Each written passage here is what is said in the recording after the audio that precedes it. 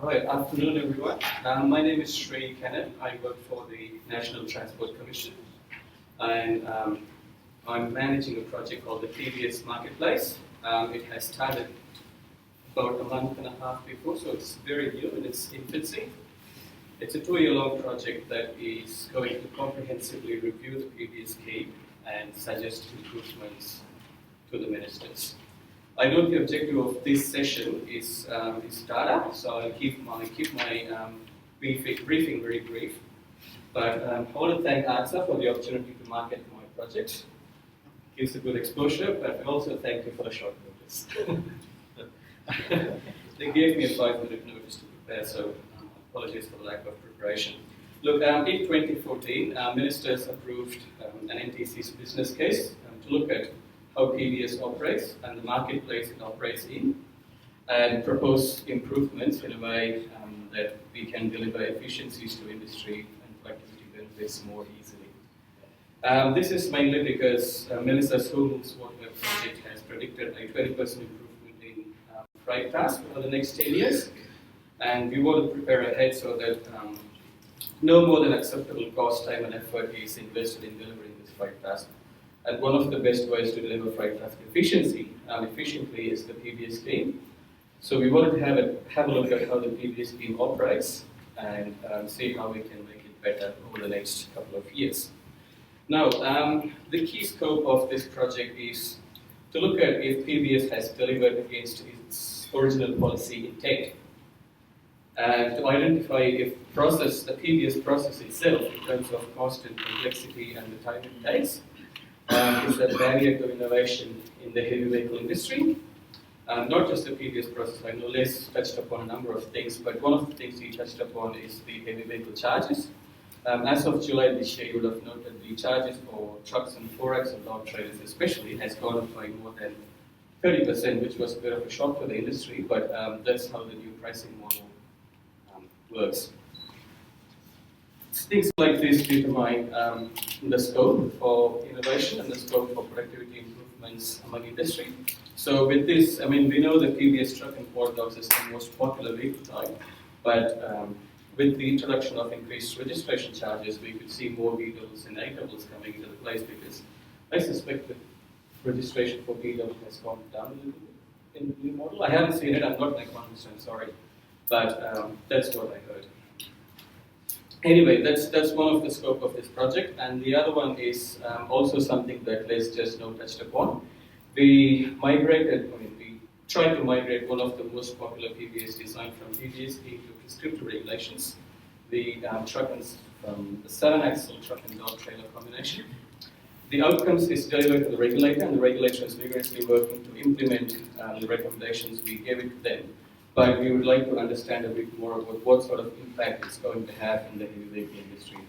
It can be positive, like what happened to the B-doubles back in the late 80s and early 90s. B-doubles was initially trialed under strict performance rules, and then B-double had a big takeoff when they were released into the national regulations. Similar things can happen to the truck and 7-axle combination, but we want to assess the impacts of it a bit better. We want to understand better what the future of PBS is in store. The other one we would like to touch up in this project is how access decisions affect the PBS marketplace or the scope of innovation in the heavy vehicle industry, because access is a key component and it's critical to the success of the PBS scheme itself. And that's why we want to call this project the PBS Marketplace, because it's not just reviewing the PBS scheme itself, but it's also looking at the process steps before PBS and a couple of steps after PBS. And access is a key step after PBS to ensure the success of PBS. And the NTC did a similar review in 2009 looking at the PBS process. One of the biggest findings of that review is operators are not getting the level of access they wanted to, and that's the biggest obstacle to a bigger upgrade of PBS vehicles. So we want to have a look at that as part of this project and suggest improvements. And the last thing we want to look at is, are there any unintended consequences of the PBS scheme itself? We all know that it's delivering a lot of productivity and safety benefits, but we don't clearly know if there is any. What are the unintended consequences of PBS? As part of this project, we also want to assess that and see how we can mitigate that and make the PBS scheme better. Okay, so that's the scope of this project. At the start, I said if PBS is tailoring against the original policy intent. That's how I'm structuring the review of the project. Look at the original policy intents and see if PBS has delivered against the policy intents. Some of the policy intents, as you know, apart from productivity and safety, some things I discovered which I didn't even think of at the start is promotion of innovation. Now, how do you measure promoting innovation in heavy vehicle industry? And how do you measure that against if the PBS scheme has delivered it? I've come up with some methodology, but I don't know if that's correct or not. The second thing is improving regulatory transparency. Again, what is improving regulatory transparency? If a vehicle design is compliant with all the standards, then we approve it. Is there regulatory transparency? I don't know, but that's something that we need to assess PBS against. Another one is something that Les touched upon, providing better match between vehicles and roads. How do you assess if PBS has delivered a better match between vehicles and roads? Again, I clearly don't know, but we are working on it. These are some of the things that I'm working on, and to get some more ideas from more expert brains outside the world, we have launched a closed consultation campaign. And I have prepared like a briefing paper, and I've sent that to some selected industry groups. I apologize if all of you did not get a copy of it, but the idea is to speak to PBS assessors, PBS certifiers, and some of the most frequent PBS customers, and the regulator and ARTSA at this stage, and see what they think about the draft performance measures we have put forward.